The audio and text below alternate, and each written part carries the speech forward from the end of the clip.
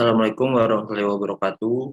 Kami dari kelompok 3 akan menyampaikan materi tentang pembubaran dan likuidasi, perizinan dan dokumen PT, merger, dan akuisisi dan konsolidasi.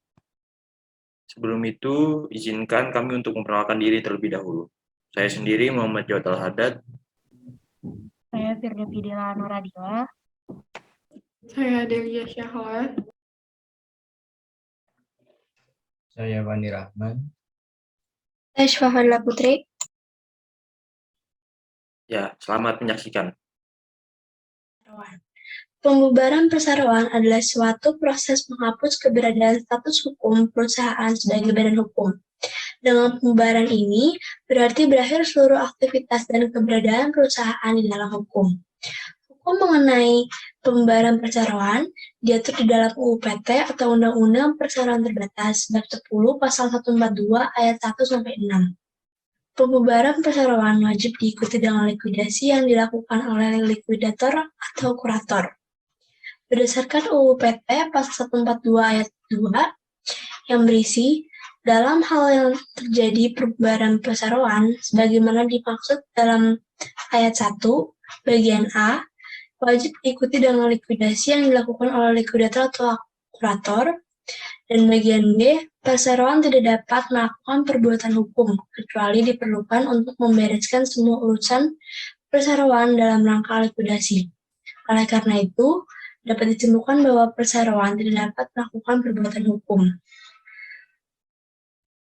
Selanjutnya adalah langkah-langkah pembubaran perusahaan perseroan. Yang pertama adalah membuat tim likuidasi, lalu yang kedua penilaian kembali aktiva, yang ketiga menghitung kewajiban-kewajiban, dan yang terakhir adalah pemberitahuan dan pemanggilan kepada kreditur. Selanjutnya ada likuidasi. Likuidasi adalah pembubaran perusahaan oleh likuidator dan sekaligus pemberesan dengan cara melakukan penjualan harta perusahaan, penagihan piutang, pelunasan hutang, dan penyelesaian sisa harta atau hutang di antara para pemilik. Likuidator ini adalah orang yang ditunjuk atau diangkat menjadi penyelenggara likuidasi. Likuidator juga bertanggung jawab kepada Rapat Umum Pemegang Saham atau RUPS. Proses likuidasi diawali dengan penunjukan seorang atau lebih likuidator, bisa direksi yang bertindak sebagai likuidator atau bisa dari kalangan profesional. Dalam menjalankan tugasnya, likuidator diberi kewenangan luas termasuk membentuk tim likuidator dan menunjuk konsultan-konsultan lainnya guna membantu proses likuidasi.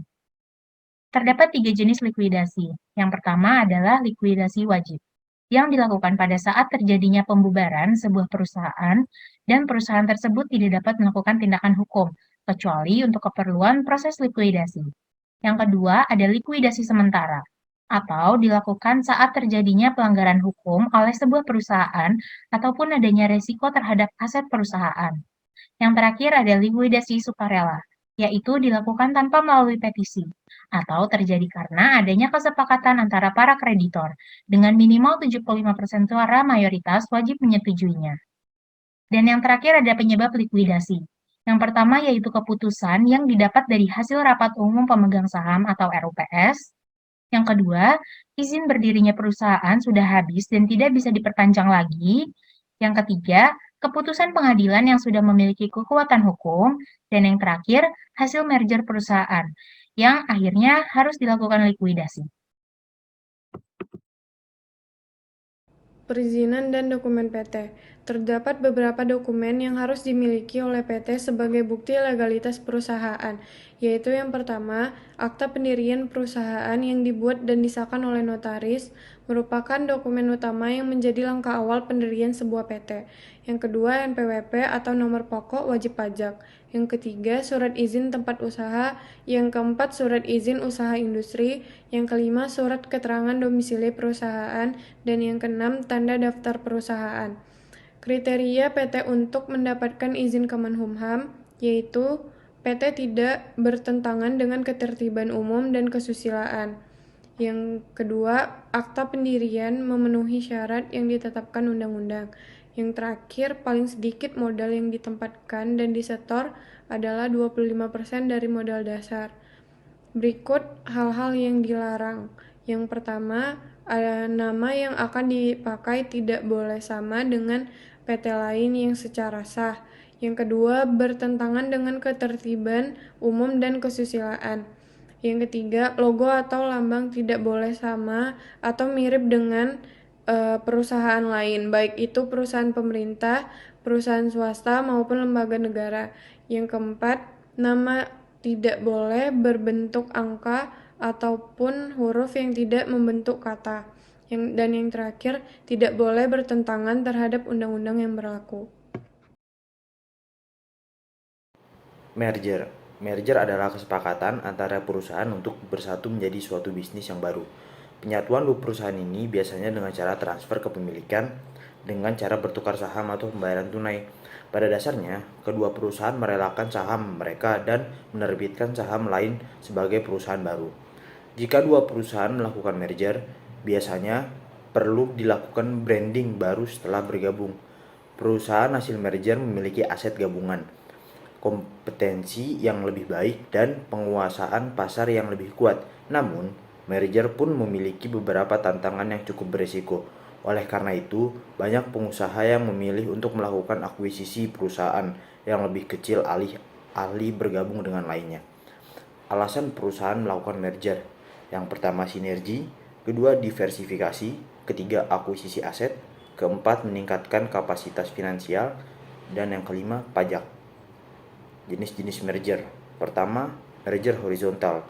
Merger horizontal adalah merger antar kompetitor bisnis. Kedua bisnis yang bergabung merupakan usaha beroperasi di pasar yang sama dan menawarkan produk atau jasa yang mirip. Yang kedua ada merger vertikal. Merger jenis ini dilakukan oleh kedua perusahaan yang beroperasi di lini rantai pasok yang sama. Biasanya merger vertikal dilakukan sebuah bisnis utama dengan perusahaan pemasokan atau distributor yang bekerja dengannya. Yang ketiga ada merger perluasan pasar, yang keempat ada merger perluasan produk, yang kelima ada merger konglomerat. Akuisisi. Akuisisi adalah perbuatan hukum yang dilakukan oleh badan hukum atau perseorangan untuk mengambil alih saham perseroan yang mengakibatkan berpindahnya kepemilikan perseroan. Tujuan dari akuisisi adalah diantaranya menambah sinergi perusahaan, memperluas pasar, melindungi pasar, dan memperkuat bisnis. Cara mengambil alih atau akuisisi ada dua, yaitu dengan mengambil alih aset perusahaan target atau dengan mengambil alih saham-saham dari perusahaan target.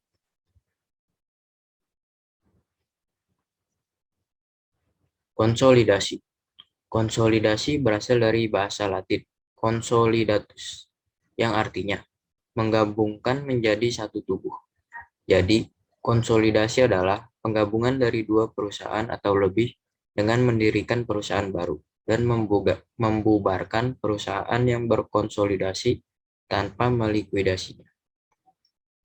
Konsolidasi dilakukan dengan harapan dapat memperluas pasar, profitabilitas, dan peningkatan keuntungan dari penggabungan bakat, keahlian, dan teknologi industri yang dimiliki masing-masing perusahaan. Contohnya, yaitu Bank Mandiri, merupakan hasil konsolidasi dari Bank Bumidaya atau BBD, Bank Dagang Negara atau BDN, Bank Ekspor Impor Indonesia atau Bank Eksim, dan Bank Pembangunan Indonesia atau Bapindo. Sekian dari kelompok kami. Kurang lebihnya mohon maaf. Wassalamualaikum warahmatullahi wabarakatuh.